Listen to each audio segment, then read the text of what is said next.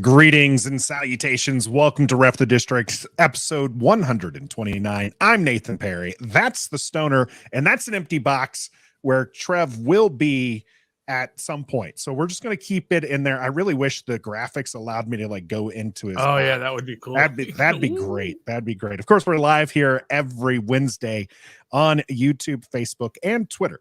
So you can join us anywhere you want and jump in the chat. Nicole's already been in here early, and we've been interacting with her. We appreciate Nicole being excited, going to the Super Bowl. Yeah, we'll see how that works out. Of course, then we're on your favorite audio platforms as well. You can catch us afterwards wherever you listen to your audio podcasts. So make sure wherever you are, hit that like button here on YouTube. Subscribe to wherever you're at, but especially here on YouTube. And we appreciate the full on support. For episode 129 here, we do have something a little special. Unfortunately, or fortunately, there's not too much going on in the way of news for the Washington Commanders. So we're going to play a little game, this or that, during the game. And it's kind of a would you rather type game. So we'll get to that and I'll explain a little more when we get to the game. And the cool down, we'll be talking about the Netflix QB show and how exciting it is that we have that kind of access. And wouldn't it be nice if eventually we have a player represented on one of these? And then here in the warm-up, what's in a name? For those watching the show, you can actually see that I have the old Redskins logo up there with the Washington logo. Stoner, there was a little bit of drama happening on Twitter. It kind of sprung up and went away about as quickly as the Washington football team name lasted here in DC. Going to give you a little background here. Yep, give me the story. All right. So some of our listeners might not be on Twitter. Completely understandable. It's a cesspool. I'm only on there for the sports. And then occasionally drama like this gets posted where a person who had the handle of at Washington Redskins NFL and was verified. They paid the $8 or $11, whatever it is, get the blue check mark. Okay.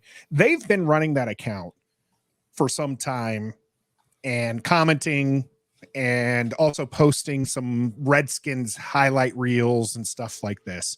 Well, turns out the Washington Commanders have noticed and their team reached out to this individual through DMs, direct messaging for those who might not know, and said, "We love your enthusiasm for our team history on your account and all the throwback highlights you've been churning out. Really awesome stuff. And the fans have been loving it.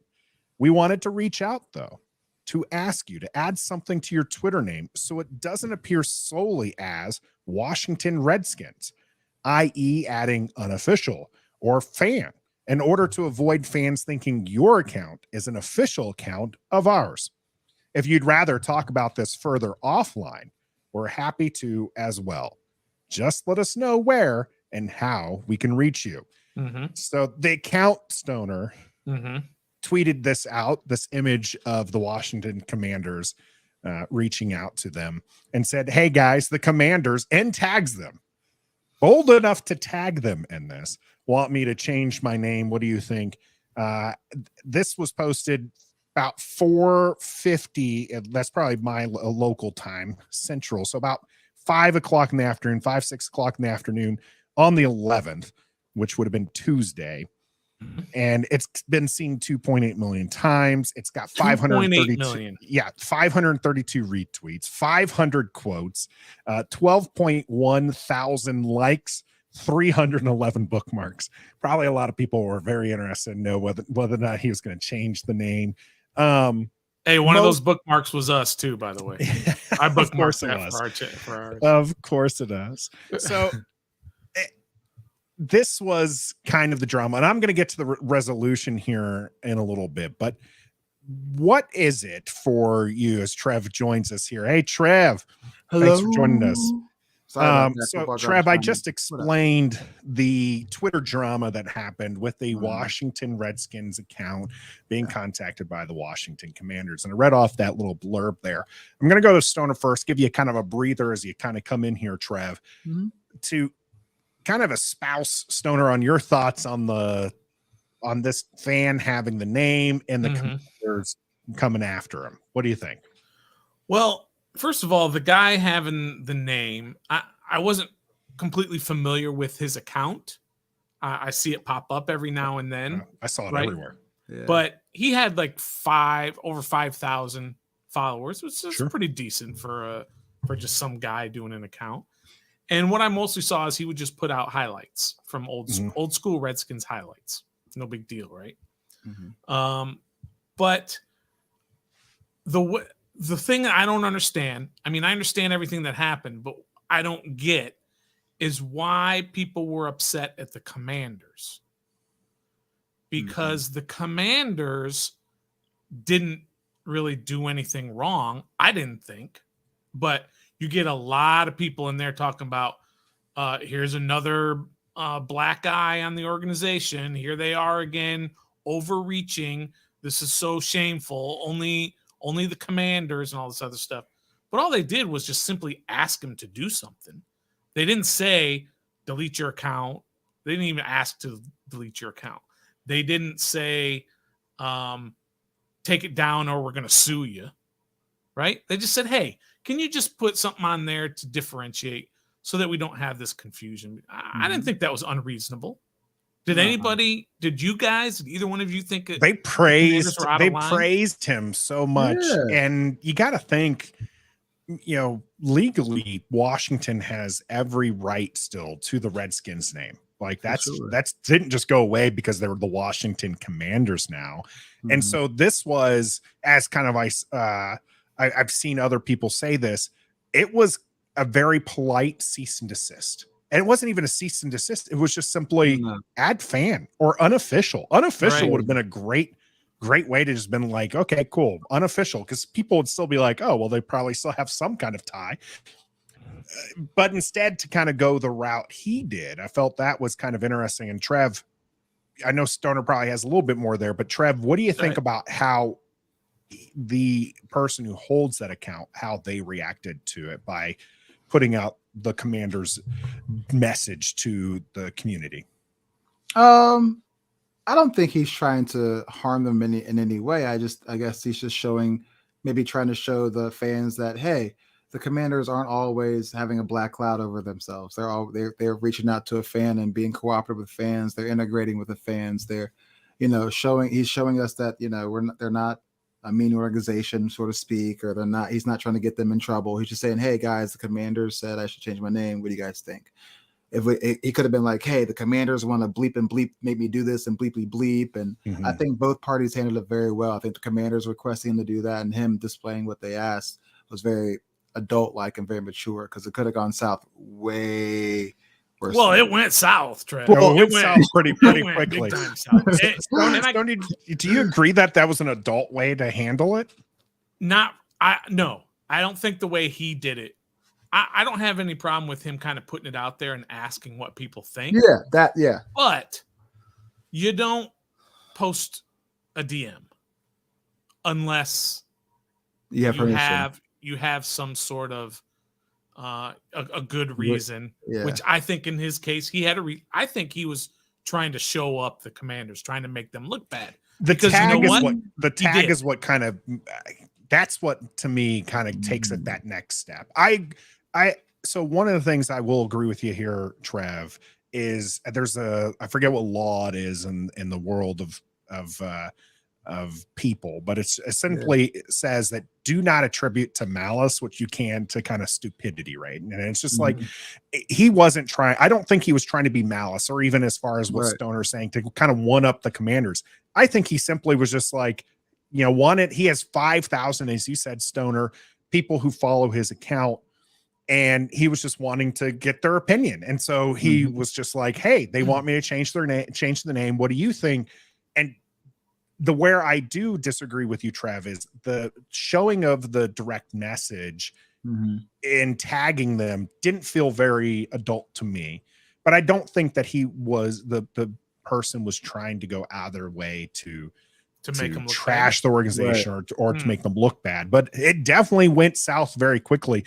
A lot of people, the overwhelming comments on this were not to, it seemed.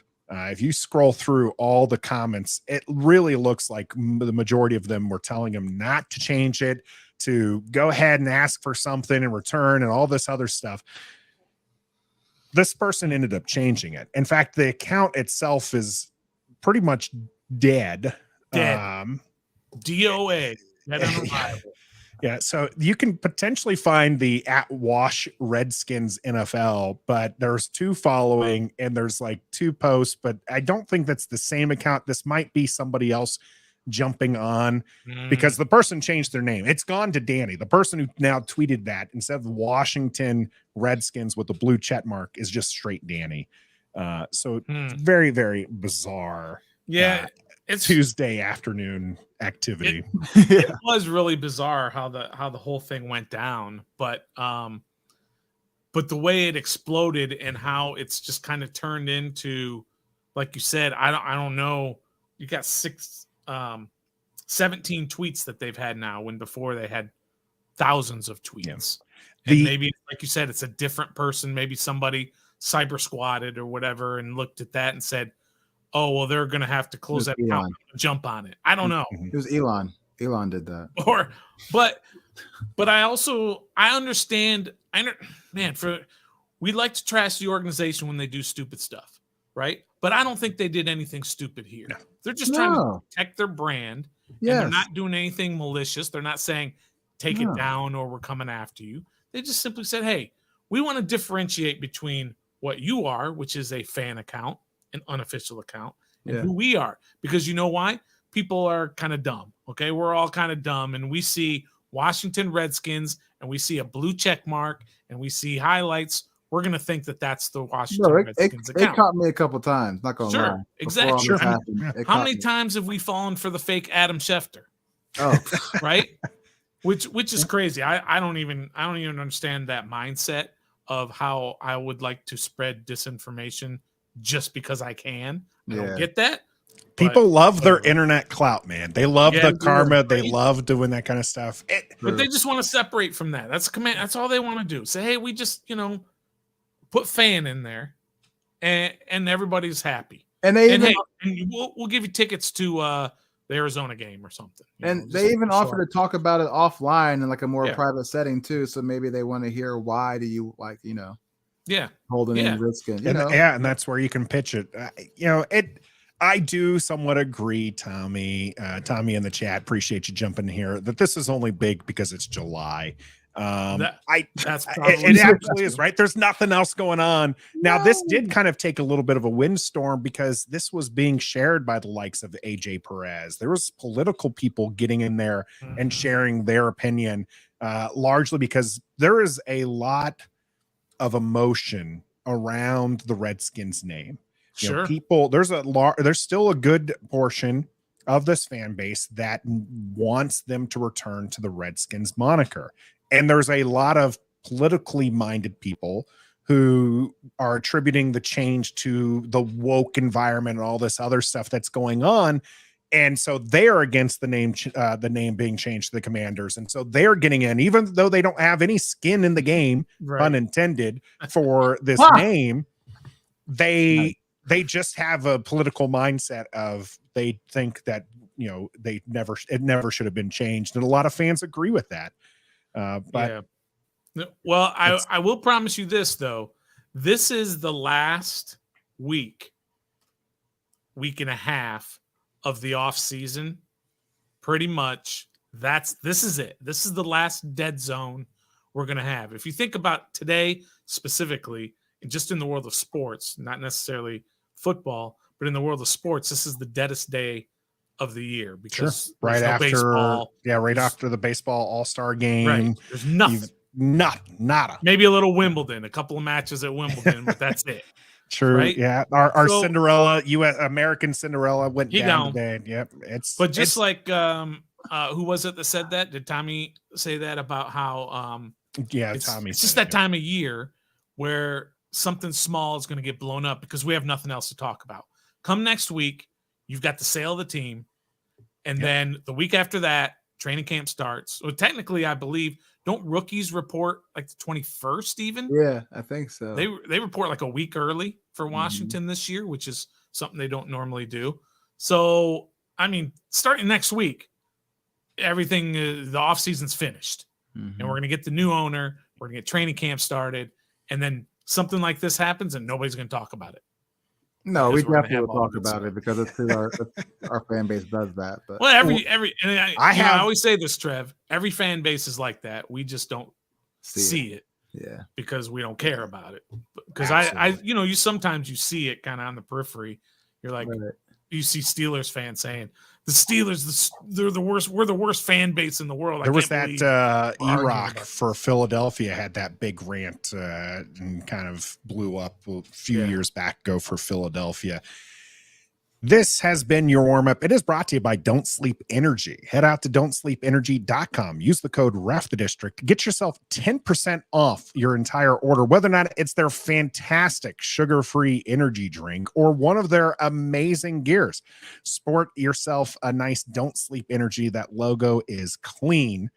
By using the code RefTheDistrict, getting yourself 10% off on your entire order. Don't Sleep Energy sponsoring today's warm-up. We've got lots of people who don't sleep here in the chat. Gus Bus, Allison, Trout, TJ, who says he only has YouTube so he doesn't get got. We got Steady Eddie in there as well. Ant is in there. Nicole, as I mentioned earlier as well, here way early, chatting with us.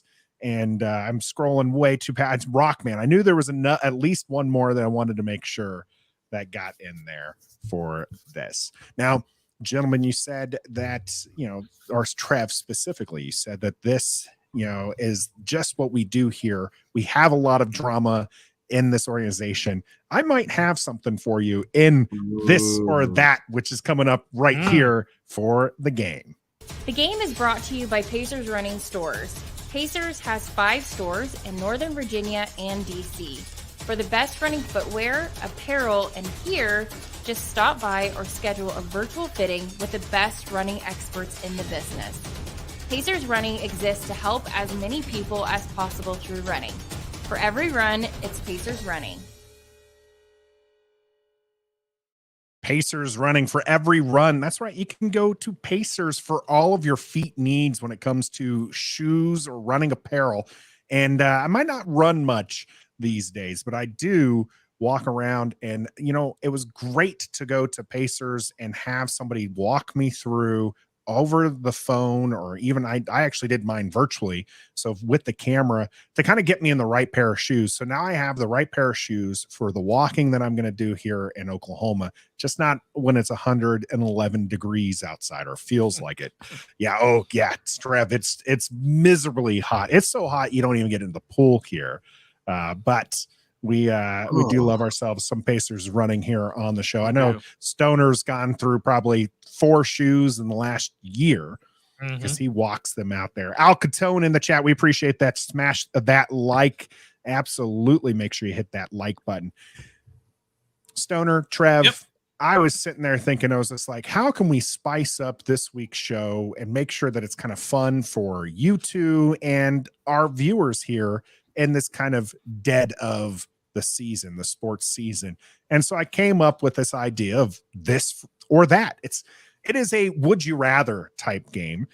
You are going to have to pick this or that. I'm going to give you 2 options when we get there. And I want everybody who's listening, and if you're watching the rerun of this, make sure you get into that comment section and let us know which ones you're going with, because you can't pick both, and you can't pull a me, gentlemen. You got to take one or the other. You can't have both, even if both are feasible to happen. What's that, Stoner? I have a question, which Allison has brought up. Is it what do we want to happen, or what do we think is going to happen? It is a want factor. It is a want, not what you think. Some of these might not even be plausible. Some of them, both this and that might both be plausible, but you got to pick one or the other. So, all right, fair enough. But it is a want factor. Which one would you want? And I would like to hear why. So make sure you're getting in that comment section as well when it comes here. All right. So this or that, I'm going to switch off the rundown here. We're going to go to the film session. Somebody been working. I've been working a lot of graphics lately, and my goodness, did these take me longer than I thought they were going to.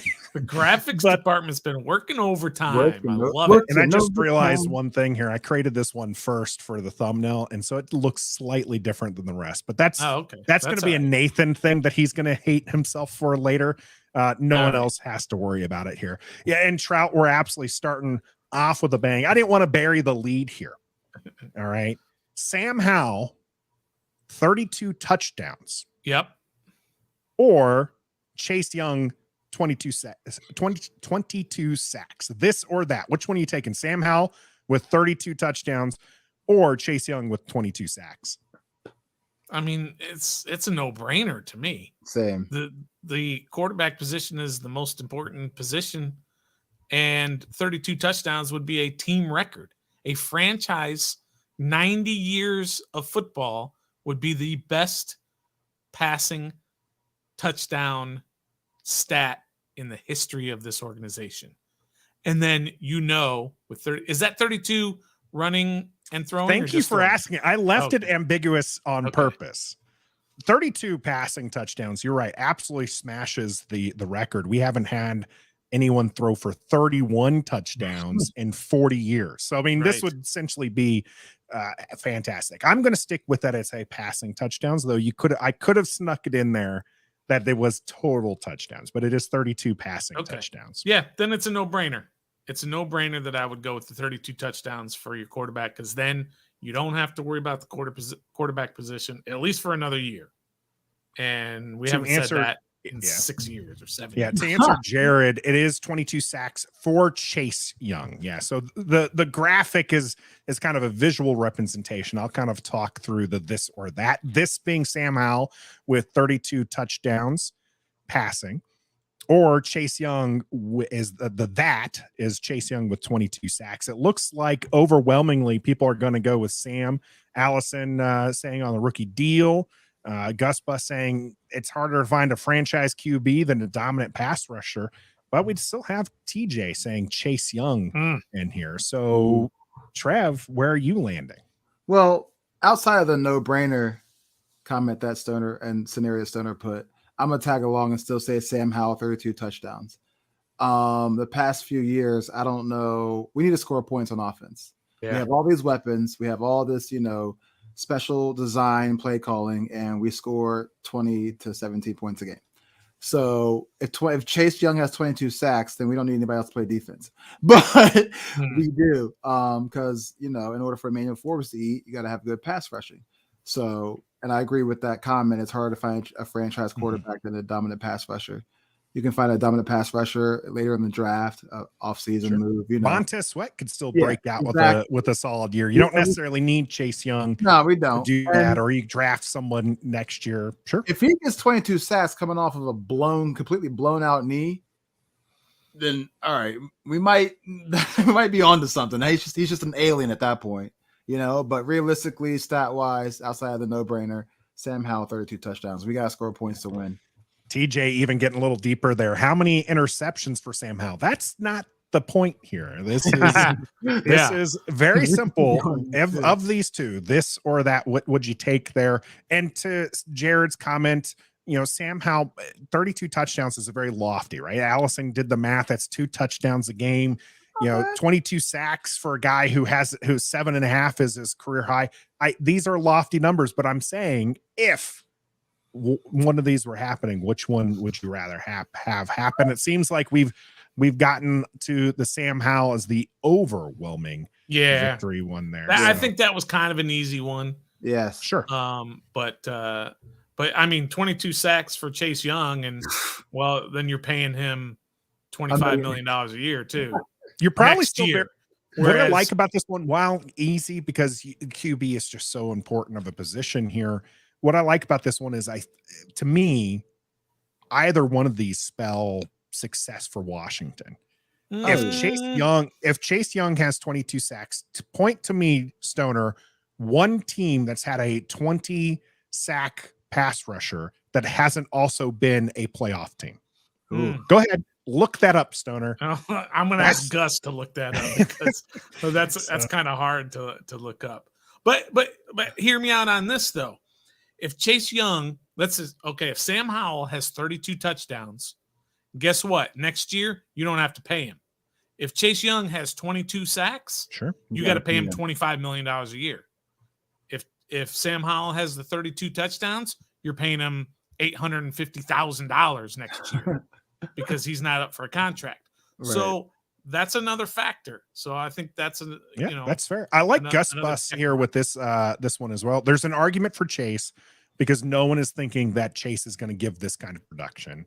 A lot of fans are very high on Sam Howell. I mean, we're the Howlers.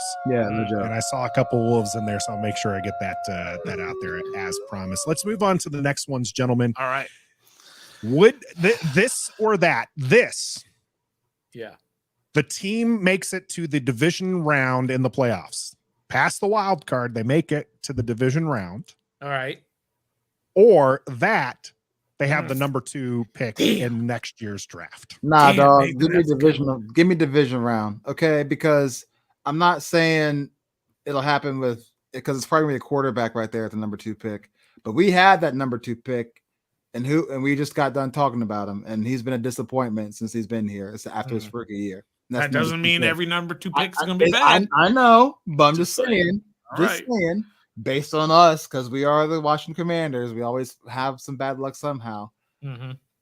I would rather do division round because we've been to the number 2 pick before. It's nothing crazy about it. Cool. And number 2 pick, cool. Division round, we have something to celebrate, something to build on. We don't have to worry about the draft at the number 2 pick in order to get us to 10 wins. We just made it to the division round with the people we have. Just build on top of that. We don't need a number 2 pick. So I'll take division round because I'm about winning. I'm tired of losing just to get a draft pick, and we don't do anything to help them out. And we have Caleb Williams here with nobody to throw him to because we're that awful. So give me division round and keep going. Well, I overwhelmingly in the chat here, Stoner, there's a lot of division rounds, divisional rounds. Seem to be there. Commandalorian saying Super Bowl divisional round is too low a bar. But I picked these specifically because it felt like Washington. It's been a while since Washington's won a playoff game, made it to the divisional round. That's right. And so it's kind of a step up for them. And then the number 2 pick isn't the number 1 pick. Right. It's not like you're guaranteeing the absolute success, although I did use 2 gentlemen here who one will be available at number 2 and could be a game changer. Stoner, you're not ever a fan of tanking. Correct. So I'm very interested to hear where you go. Are you going with the divisional round in the playoffs? Or are you going to go with that number 2 overall pick? Well, first of all, you can't just change it to Super Bowl because, I mean, if you had Super Bowl and 1 and you had number 1 pick for the next 5 years, you're going with Super Bowl. So there is no comparison. There is no this or that. If Super Bowl is one of the options, you're always going to take that. But division round, so I like that you did division round because they haven't been to the division round in 25 years or however long it's been. So division round means one of 2 things. You either win a wild card game or you win your division and you don't even have to play in a wild card game. So you're one of the top 2 seeds, right? Top 1 seed. Just remember there's 7 teams that go to the playoffs now. So if you're number 1, you get the bye. Yeah. If not, you're one of 6 teams playing in the wild card round. So division round means either you're the number 1 seed, you had the best record in the entire conference, or you've already won 1 playoff game.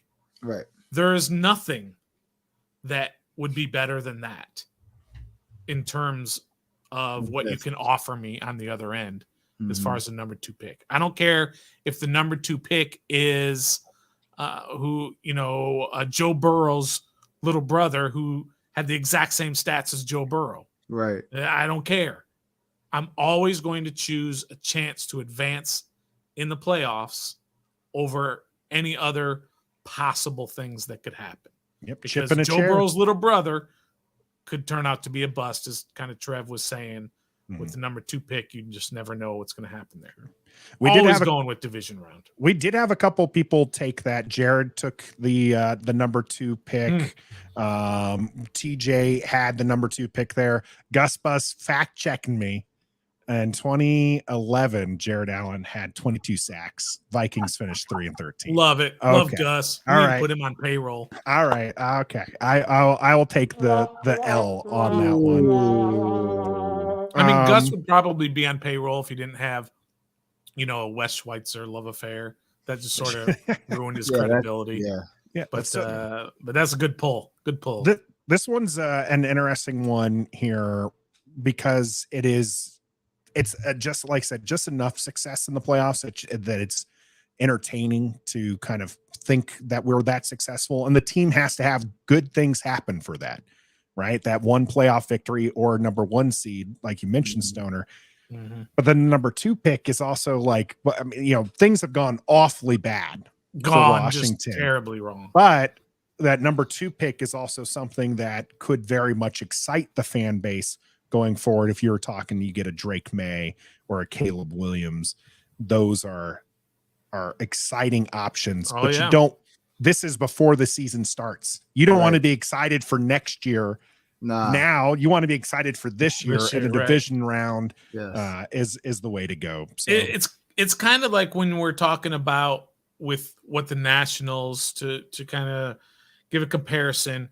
The Nationals had all those players and they were poised to make a run, and then they traded everybody, and now they've got this stacked farm system of young players, and we're all kind of getting excited about all these young players. Well, you still would rather have had the Juan Sotos and Bryce Harpers and Trey Turners and Max Scherzers to make those runs towards the World Series year after year after year. So, yeah, you can get hope about young players and what they can do for this team. But in the now, I want that chance to win the whole prize. Exactly.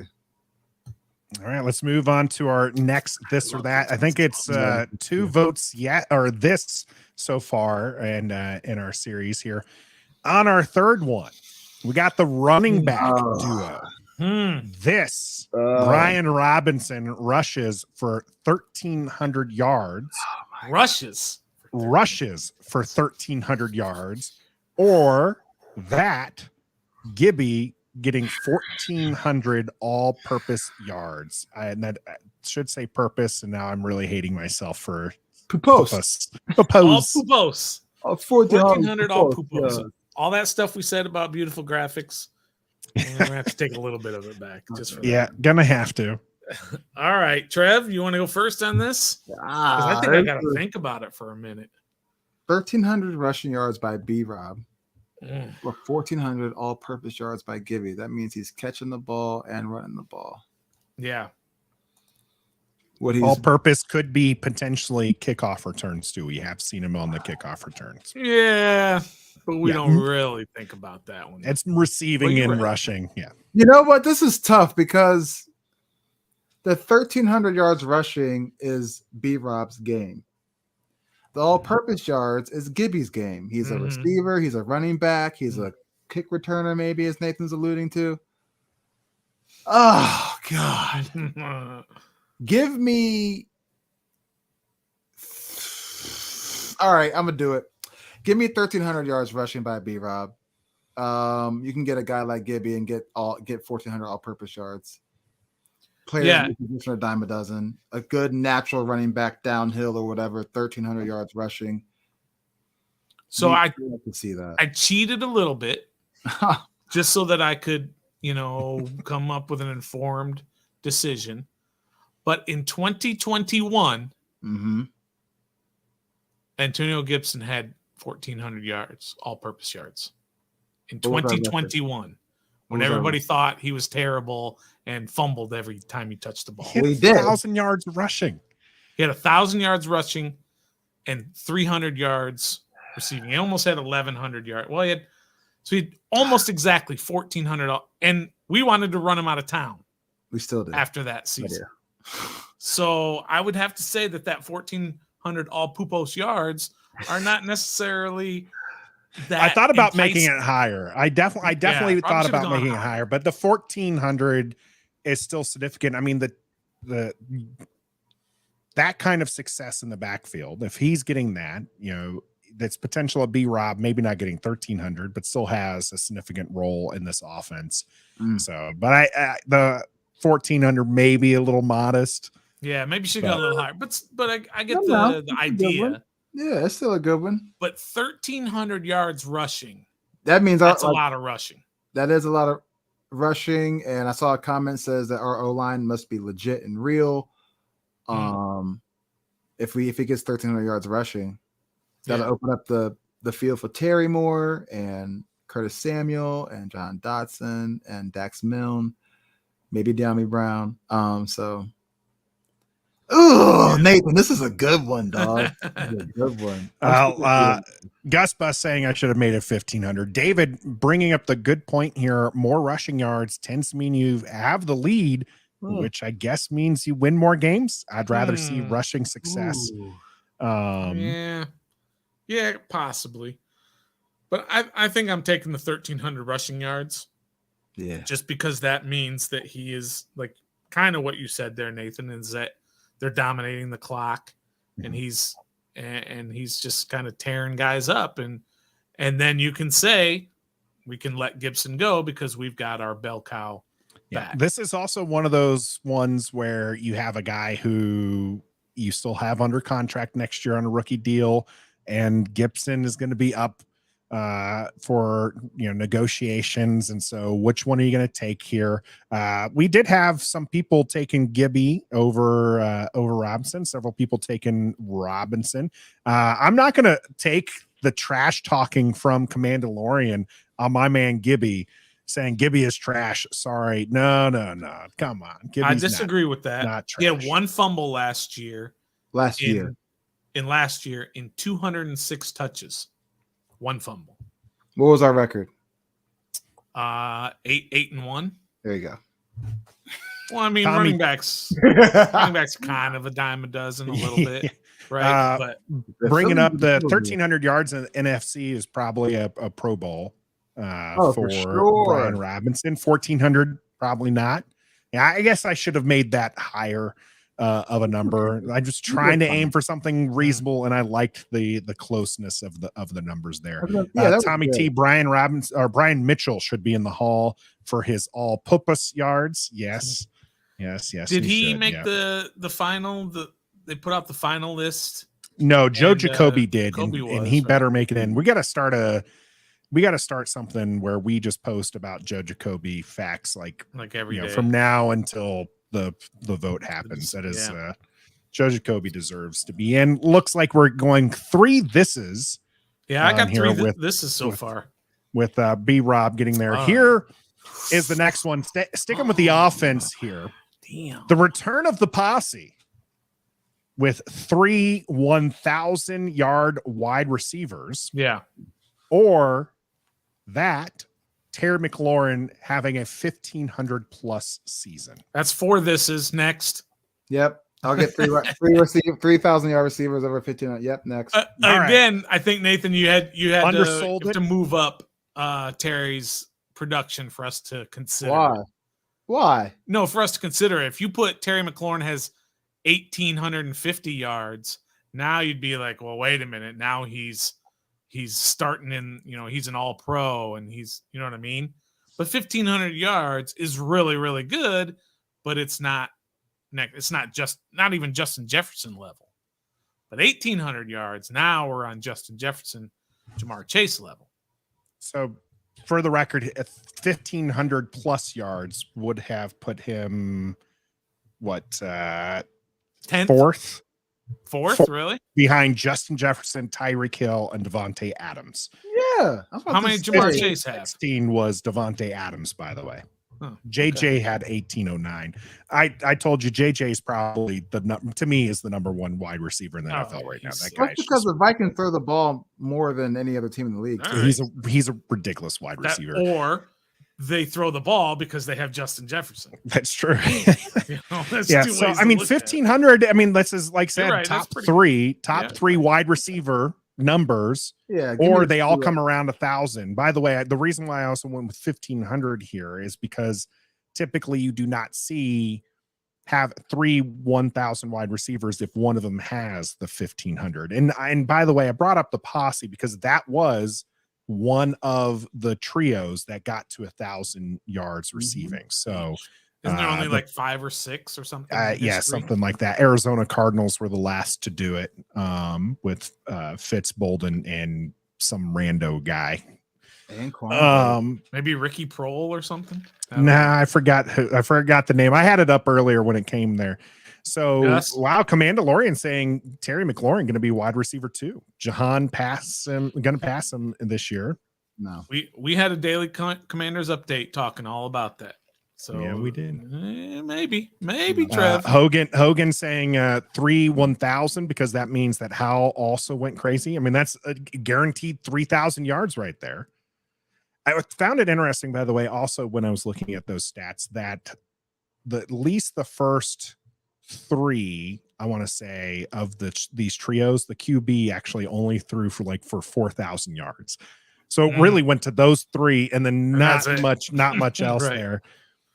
Nicole's taken Scary Terry. Trout's taken the 1,000. So Gus Nathan, Bus is going with this. Refresh, because we have a lot of new viewers. Mm-hmm. Refresh on the kind of the idea. So David's in here new as well, asking that kind of question here. Yeah, so if you're just tuning in here, one, thanks for watching. Make sure you hit that like button for us while you're at it. This is our version of this or that.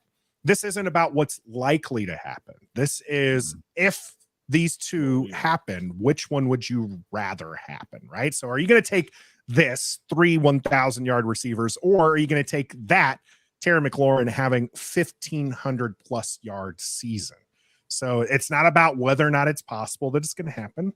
You know, we'll let fate decide whether or not it's going to happen, and it's possible for Terry McLaurin to have 1,500 yards and for there to be 3 1,000-yard receivers. Mm-hmm. But that's not what this is about. It's about which one of these two would you take, this or that?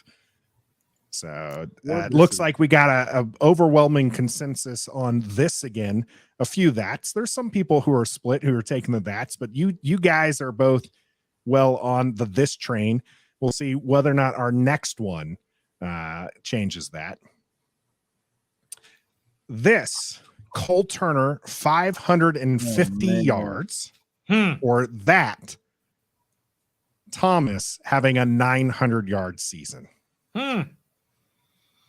Well, Logan Thomas 900 yards, which puts him, by the way, in your top tight end category for receiving, or Cole Turner 550 yards, which puts him kind of in that 15-ish range. I think I'm going to have my first that. Me too. I want the production.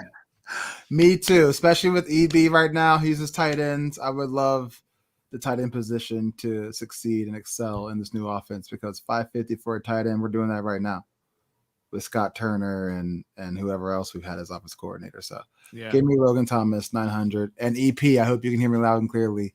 Logan Thomas for 900 yards. EP might not allow me to sleep in the same bed today with the Logan Thomas take here. Catching the ball, EP. Okay. Yeah, he's catching the ball, and JFP is not making the team. All right, so I think I want Logan Thomas because, he is older, and it's not like, I mean, if you could flip it and you had Cole Turner with the 900 yards, then you'd be, that would be awesome. But of course, that's not the game that we're playing here. So, but I just want the production. I don't care if the guy's name is John Bates. John Bates. You're right, Trev. I don't care if it's John Bates. I want production from the tight end. And so it doesn't matter whose name you put there. Right. I want the production. So I'm going with that. All right. So that's Curtis Hodges. I don't care. A lot of people trying to cheat it, saying Cole Turner for $900 yards. I'd be like, cool. I wonder whatever happened to Samus Reyes. He's been Jackson. Talker taking the 550. A couple people saying Cole in there. Nicole is taking that. I'm taking this, by the way. I'm going to deviate from you two. Why is that? And then I'm going to take the younger guy, year 2 guy, having 550, which is, by the way, not too far off from Logan Thomas's top year of 600 something yards. Well, that's kind of a lot off. That's 4 games worth of production off. Yeah, I mean, it's 100 yards. I'm saying in your second year, you're matching the guy's best, not matching, but getting close to the guy's best season. This is a guy you're going to want around for a while. Cole Turner at 550. True. Right? 900 is absolutely outstanding. And it's crazy to think that when you have the likes of Terry McLaurin and Jahan Dotson, you've got Gibby and B-Rob out of the backfield. There's a lot of pass catchers on this team. And so there's only one ball. It's going to be interesting, but 900 yards is absolutely fantastic. But I just feel like having the young guy go out and perform in a 550-yard clip tells me like, hey, this might be a building block later. There's a lot of decent names in that mid-tier that people like, right, for tight ends. And now you'd be able to add Cole Turner legitimately to that list. Steve Breeston. That was the 3rd receiver in Arizona. I told you. He got 1,000 yards. Just some guy. I remember him. You remember Steve Breeston? Number 15. Wow. Yeah, I did not remember him at all. He was beasting. That was a Kurt Warner massive MVP year.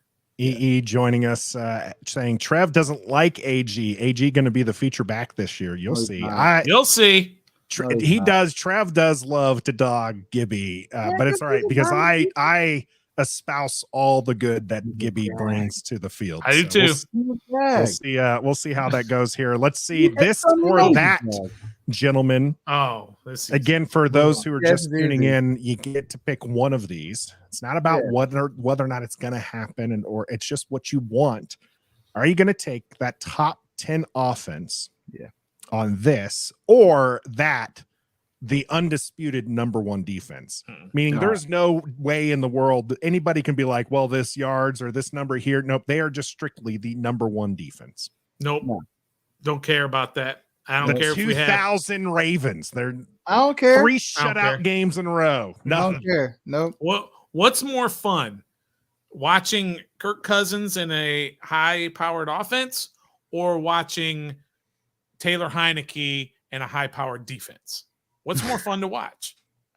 The records are the same. They both suck, but what's more enjoyable is trying to outscore a team rather than winning these games against the Bears 12-7. Because if we keep with this number 1 defense, keep giving our offense opportunities with short fields and opportunities to score, and we don't because our offense is crappy, right?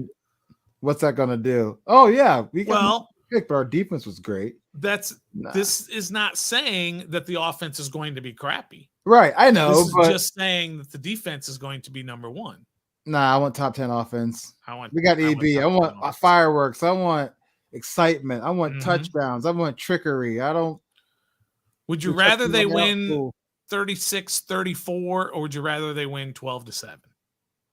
Or lose either of those games? Just win. I was about to say, what if they're both dub losses? Is a dub. Would you rather lose 36-34, or would you rather lose 12-7? I'd rather lose 12-7. Because the 36-34, it's entertaining, and you think, we've got a chance. It doesn't matter how much time's left. Our offense has been running up and down the field all day. We've got a chance to win at the end. And the defense, if it's 12-7 and you get the ball, you're like, well, we're not scoring. We know we've only scored 7 points the whole game. What fun is that? So I'd always rather have a top offense than a top defense. Always. Yeah, I'm taking this.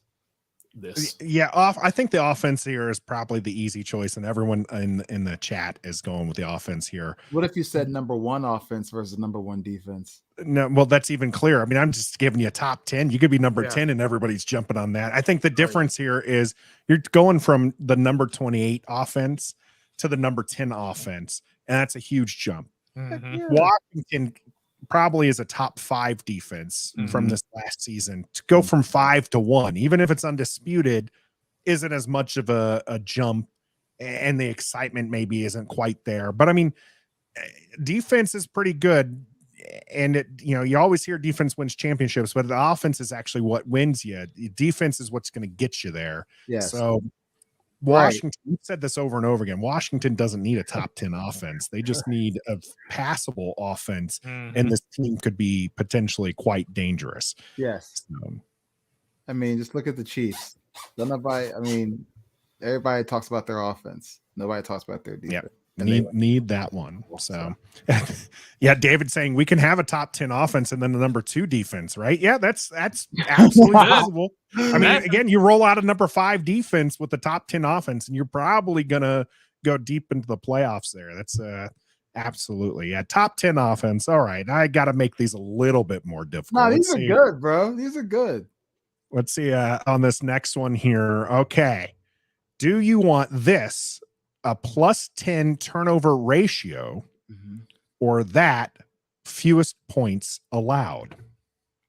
I want a plus 10 turnover ratio because that's the reason why we drafted Emmanuel Forbes. Ron Rivera has been on air mentioning we got to turn the ball over, give our offense a better chance to score some points. We could allow the fewest points, but doesn't mean that we'd win those games. I mean, it could be 12-7. It could be 10-3. It could be, 7-3, 9-6. But we still lose. I want turnovers. I want our defense to give our offense better chances and opportunities to put the ball in the end zone and get some excitement in those stands. So, plus 10 turnover ratio for me. I think we're gonna have our first disagreement. In this. I understand turnovers are key. Especially with this team, hasn't done it the last couple of years. Right. But the whole point is to keep the other team out of the end zone, regardless of how you do it, via turnover or just being a really good defense and not allowing teams to get in the end zone. So I think I would rather have the fewest points allowed. And again, yes, it could be 12-7, but it also could be 35-7. Because our defense has held them to 7 points and our offense is going up and down the field. But you probably have to have some turnovers in there as well. I was going to say, how does that happen? You got to have turnovers. But I still think that just keeping teams out of the end zone, keeping points off the board gives you a chance to win, whereas 2 turnovers gives you more opportunities. But you can score all you want. But if the other team is scoring as well, then no, I'm going with that. Then what seals the game? Because it happened last year. What sealed the game? Kendall Fuller's interception in the end zone against the Falcons. Turnover to win the game. So, in order, if we need one stop because we need a turnover, plus 10 turnover ratio for me. Yeah. Come on. It would be nice to see some more turnovers. It would be we nice. got a lot of I'm people. Infinity, Hogan, Commandalorian saying that Stoner's high, agreeing with Trev here as well. Not the first time I've been. David saying ratio means offense and defense are both playing well. That's true. Yeah, that's good. Rick Diaz is going with Stoner, fewer points. These are good, Nathan. Gus Bus saying that. So taking the fewest points allowed gives our defense an identity boost. Commandalorian plus 10 turnovers turnover ratio means scoring chances for our top 10 offense. Eddie going with the turnover differential as well. Nicole, same. Trout, all Allison in there. This one was pretty interesting to kind of look at the stats here because plus 10 would put you in the category last year of the Dallas Cowboys and the 49ers, the only teams that have double-digit turnover ratio. Eagles came in, it says here, at plus 8. I think Allison said 7, so I'm not sure if there's a difference in the database here. Detroit Lions and New England Patriots, by the way, were plus 7. So being a positive turnover ratio doesn't necessarily mean it's going to lead to a lot of wins. So here we go. No, but Detroit was in the playoffs, or no, they just missed. Yeah. So personally, they made the playoffs. They snuck into Yeah. the playoffs by beating Green Bay, right? Or no, they kept Green Bay out. I think. Green Bay out. I don't think they made it, but they were like one game. That's away. right. They didn't make it, but they kept Green Bay out. That's what it was. Right. Here are your fewest points allowed in Okay. there. Give me the top 5. That's what I was looking at. 49ers, Bills, Ravens, Jets, Bengals. So everybody but the Jets were in the playoffs. And the Ravens could have been even more dangerous had Lamar Jackson got paid earlier and was playing.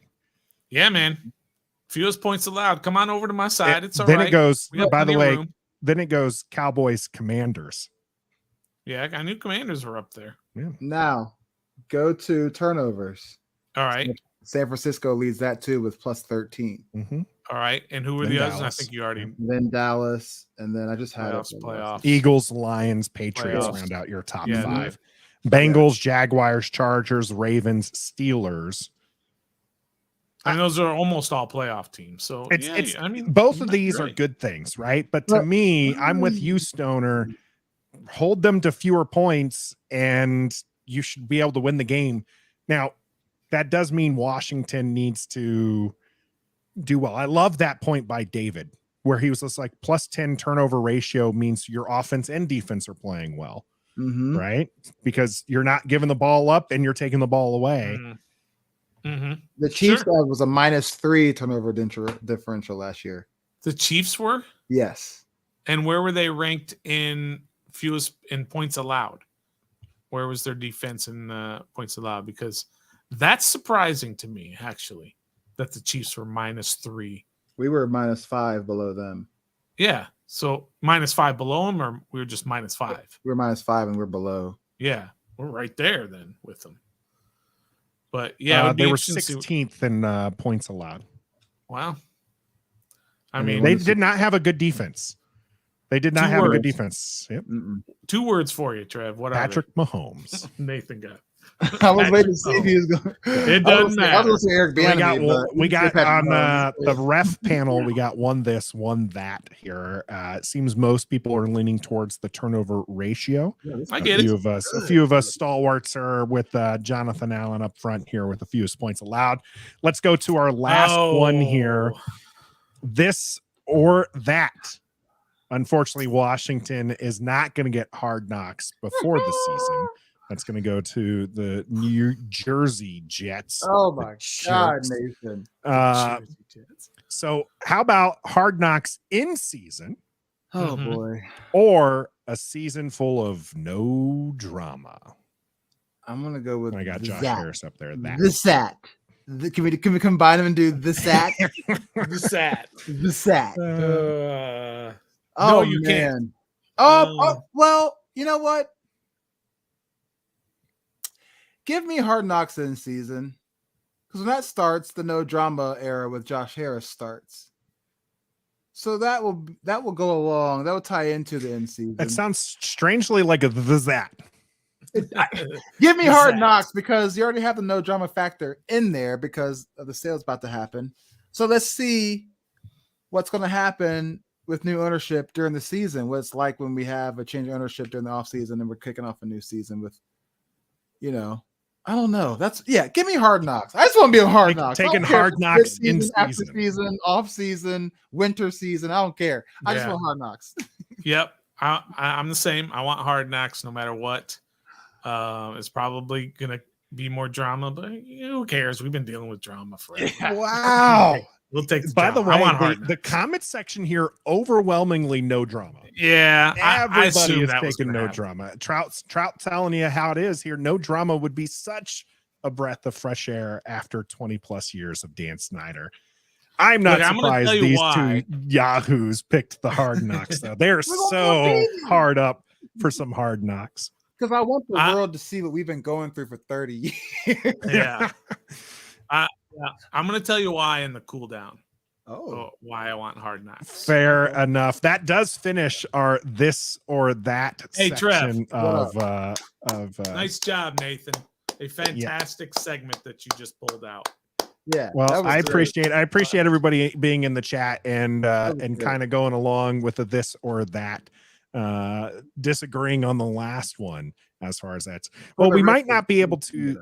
What was that, Trev? We didn't see, for the record, we didn't know any of those until the show aired. Nope. So no, I did that all on my own. But yeah, so it was the promo. It was great. So we might not have Hard Knocks in season. And we definitely don't have anybody on the Netflix quarterback show, but that's not going to stop us from talking about it here in the Cool Down. Stay with us. The Cool Down is brought to you by Manscaped. Ever since my Nathan started using their products, I can't cool down. Fellas, trust me. Go to Manscaped right now and get 20% off and free shipping by using the code REF. Your ladies will appreciate you. Now back to Trev, Stoner, and my Manscaped man, Nathan. That's right. Get that big groom energy right out there at manscaped.com. Use the code REF. That's R as in ref, E as in F, and F as in F for 20% off and free shipping. Make sure you get your grooming needs taken care of there from manscaped.com. Infinity, thanks for joining us. New sub, by the way. We appreciate that. Much, much love. Normally reserved for Super Chat, but I'm going to go ahead and give you a little air horn action there. So we appreciate that. And I appreciate the feedback on the good content. It won't be a weekly segment, but it could be something we bring up every now and then, maybe for our game previews or something, because that was a lot of fun to do, and it was nice here as the season's waiting to begin. Gentlemen, something to occupy our time with is the Netflix quarterback show that's airing right now, and you can go out and watch it. Patrick Mahomes has been plastered all over social media in regards to this. I love the interaction we got to see with him and Max Crosby. You know, I'm here. Max Crosby, you woke up the wrong mother trucker, and place your own imagination there. Actually, why did I do that? I got a beep button for that reason. Oh yeah. Max Crosby. Let's redo this. Hold on. Back it up. Max Crosby saying you woke up the wrong mother. Now, Patrick Mahomes said that to Max Crosby. Oh, really? Oh, was it? It yes, sounded like that was Max Crosby. Episode. Okay. And what happened was, in one of the plays, you know, Max was getting in on him a couple times, got a couple sacks. And one of those plays, Mahomes threw it and was just kind of standing there. And then Crosby came and kind of punched him in the arm and kind of the side, like boom. And he was all pissed off. He was like, "Come on, dude! Like I get it. You're trying to intimidate me or whatever, but you don't need to punch me." And then he throws a touchdown, and then he gets all up into Max Crosby. He says, "You just woke up the wrong mother." All right, so I misheard it. Then it sounded to me like that was Max Crosby, but it was just a great, you know, kind of insight. And I love it. Right now they have the 3 QBs. They have Patrick Mahomes, Kirk Cousins, who there's still plenty of Cousins lovers here in. That just sounds pretty weird, actually. I love my Cousins. We're not the Deep South, but there are a lot of Cousins lovers here in the DC area. And then Marcus Mariota, right, is the third. Yep, that's the third one. Yep. So, Stoner, you've seen some of it. I know you're trying to crash and watch as much of it. How does it come across? And do you think that having this level of content is good for the NFL going forward? Wow. Well, I mean, just let me answer that second part first. Absolutely, it's good for the NFL going forward. I watched just the first episode. There's 8 episodes. They're like an hour long, so I could only get in one today. And it was amazing. Amazing behind the scenes look at those 3 guys. And it was only the first episode. Peyton Manning's the executive producer. He kind of starts off and narrates it. And he says something very profound. And he says, look, playing quarterback is the toughest job in all of sports. And I totally agree with that. There is nothing more difficult in all of sports than playing quarterback. But I would hear EB on the Junkies. He says this all the time, and he's kind of being a little bit over the top, but it's kind of serious in that being an elite quarterback is probably the most difficult job in the world, because there are only like 10 of them. If you want to say like, well, what about a brain surgeon, or what about an astronaut? Well, there's tens of thousands of elite brain surgeons, but there's like 10 elite quarterbacks in the NFL. So you get this behind the scenes look at these, and it's really cool. I think that they took these three guys. You took an MVP, a Super Bowl winner, probably going to go down when he's done as the greatest player in NFL history, probably, if he stays on this trajectory. Then you'd have Kirk Cousins, who is a very good quarterback, who's been playing for like 10 years and who just kind of struggles to get to that next level. And then you take Mariota, who was the number 2 overall pick, and basically every team he's been on, he's lost his starting job because he hasn't been good enough. But you get all that behind the scenes stuff, and it's not just them at home playing with their kids and all this other stuff, but you see the stuff in the training camp. It's all the stuff that you love about Hard Knocks, but it's concentrated on 3 guys, and it's amazing content. You see all that it takes to be a quarterback, to be a leader, just to be an NFL player. The first episode was amazing. And I said this to somebody, I don't know who I said, it's football porn is what it is. It's the best thing. It's going to go down as like the greatest thing Netflix has ever done. Whoa. I'm telling you. It is the best. That's the best production. Okay, you Stoner, you are a huge Jordan fan. Better than The Last Dance? Wow, Come on. The only thing about The Last Dance is that Last Dance was absolutely amazing. Like your handle has the number 23. Had the your old handle had the number 23. Correct. But it wasn't for Jordan originally. It was for Kirk Gibson. Kirk Gibson was a football player at Michigan State before he was TJ saying Tiger King. But the one thing that The Last Dance did is the timing of it. It was right in the middle of COVID. It was the summer of COVID when everything in the world was shut down. There was no sports. There was no new television because they couldn't even make movies, right? All the movie studios were shut down. So everything was shut down. So it came at the perfect time as well. But yes, it was also amazing. But this is unprecedented because it gives you the inside look at what goes on in practice and the meetings, everything that it takes to be a quarterback. We look at quarterbacks and we look at Sam Howell and we say, he's got the arm, he's got the legs, he's got all the talent in the world. But that's not all there is to being a quarterback. There's so much that goes into it. I mean, Kirk Cousins in the first play in their second game against the Eagles, and he gets under center and he's looking and he decides not to call an audible. Okay, whatever.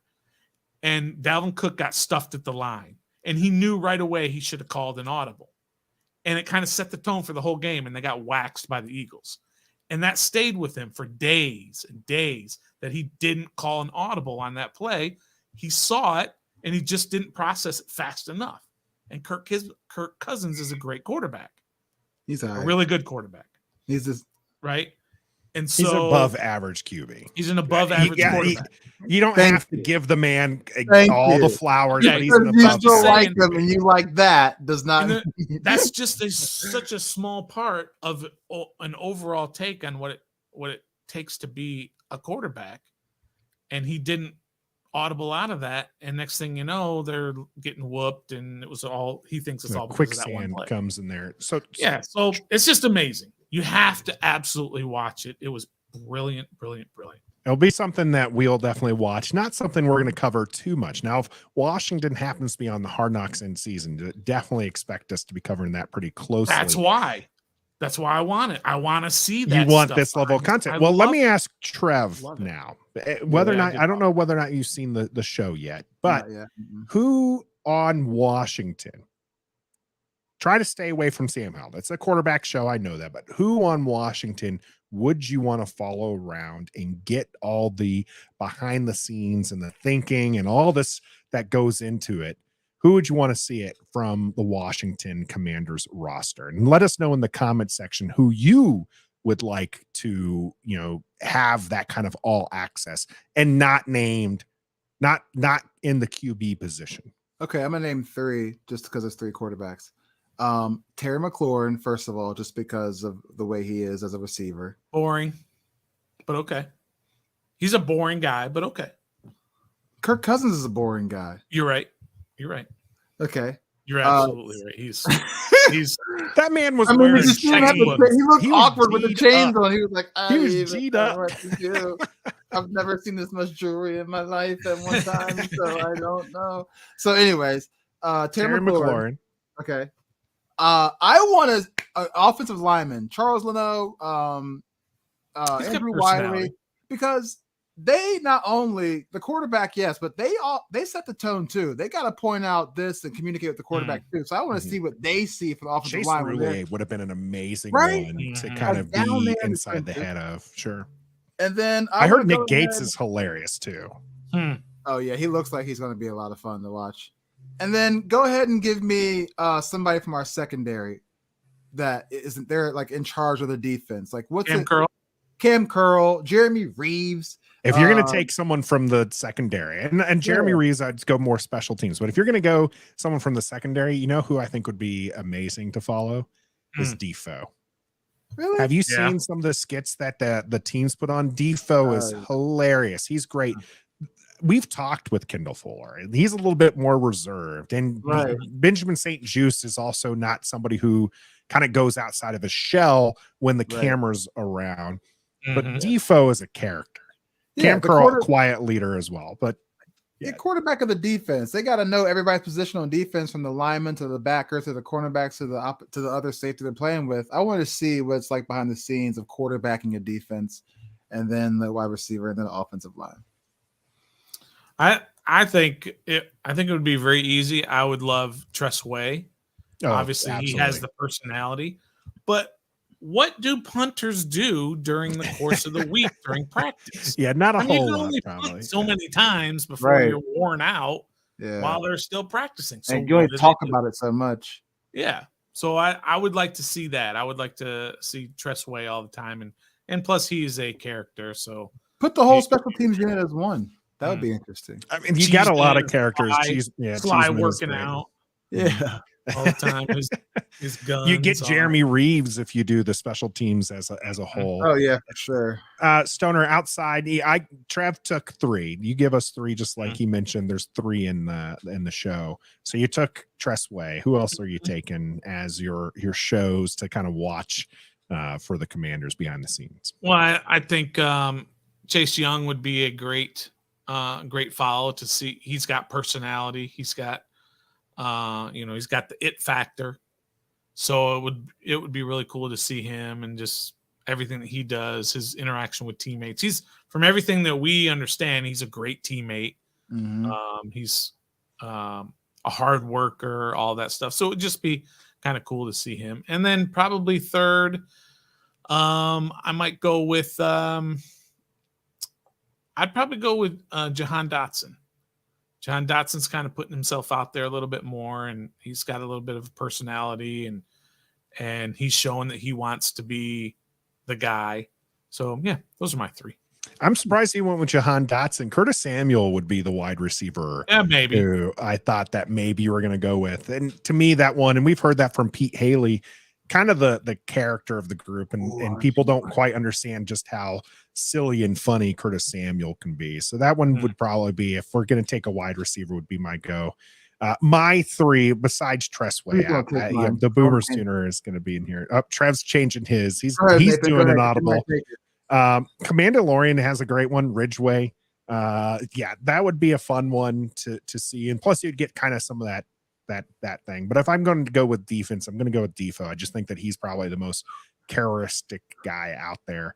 I do like Chase Young as a potential option, just because this guy, he is very charismatic. He would definitely absolutely steal the show. And then on offense, I would probably because otherwise it'd be a very short season. Sorry, EP. You can't go with Jarrett freaking Patterson. You got to go with a guy who's going to be there for the whole time. I would go. I'm so in trouble. NFL practice squad. Yeah, I am gonna go with Gibby, my guy Gibby on there, and his track as he was the guy for 3 seasons, and then he gets kind of pushed back by a rookie. Where is he coming in? Where is he fitting in this role with EB? I just feel like that's a pretty special thing to for him to get there. Trev, let's hear your audible. I'm changing the offensive lineman because we don't have any characters on there, and I'm selecting Jonathan Allen. We all know him as the no nonsense kind of military but I want to see does he loosen up a little bit? Does he joke, or is he all just football? But we know he travels a lot because of his social media posts and stuff. So where'd that come from for where you're seeing all these countries in the off season, but then when you get on the field, it's like, yo, say one word and it's over. I want to see the difference. I do think that seeing some of these, I would like to see some of that leadership. Mariota's boring. Yeah. Some of that leadership would be nice to see. Is how does he come? Because you hear it from everybody. It's like JA is you don't mess with him. He's not. It doesn't seem like a jokester. It seems like Tressway was called, I think, the OG. And he was just oh, am I or did you clear that through Jonathan Allen? Because the only reason why they see me as an OG is because Jonathan Allen tells them I'm an OG. We got some great answers in the chat. TJ going to go with Sam Howell, of course. Everyone wants to see the QB. Forbes getting that rookie perspective in Jonathan Allen. Again, I think seeing that leadership would be pretty good. Uptown Dre going with Reeves. David agreeing with me. Defo in there. Payne, who is actually a very quiet person. He's not somebody who's outspoken. You've seen him usually sit next to Jonathan Allen because Jonathan Allen starts to do the talking role to kind of help Payne, and BSJ locking him up. That'd be pretty fun. Commandalorian I mentioned with the Ridgeway dude pile drives dudes. Yeah, that's good. Uptown Drake sticking with Tressway as well. Commandalorian with B-Rob. B-Rob might be a good one too. That could be good. I mean, he guy wears big hats, and you gotta be pretty fun to wear some big hats. We don't have any big hats here on the show. We might have to rectify that. That might be something in the future, but we do have a great show and a lot of fun. We appreciate everybody jumping in the comment section for us. Make sure you hit that like button, subscribe to the channel. We're live every Wednesday here on YouTube and Facebook and Twitter at 7:30. So 7:30 Eastern for those of us who might be on Central Time. So make sure you hit us up. And then we, of course, have our daily Commanders update that comes to you every Monday, Tuesday, Thursday, and Friday at 7:30. So 7:30 Eastern every day of the week. You got something to come to this channel for. And we've got Anthony Armstrong on Friday. So hopefully you've enjoyed Scott Abraham. Hopefully you enjoyed Pete Haley, JP. We're trying to bring you a guest every Friday. So if there's a guest that you would like to us to aim for, let us know in the comment section. We'll try to shoot for them. So you can catch us tomorrow at 7:30. We have some recorded content for you. We'll be live next week. Last time should be, if everything goes well, last time in the parents' house. I'll be in my next location next week. So hopefully that is the case. But until next time, it's football porn. Be a fan. It is. I'm just saying.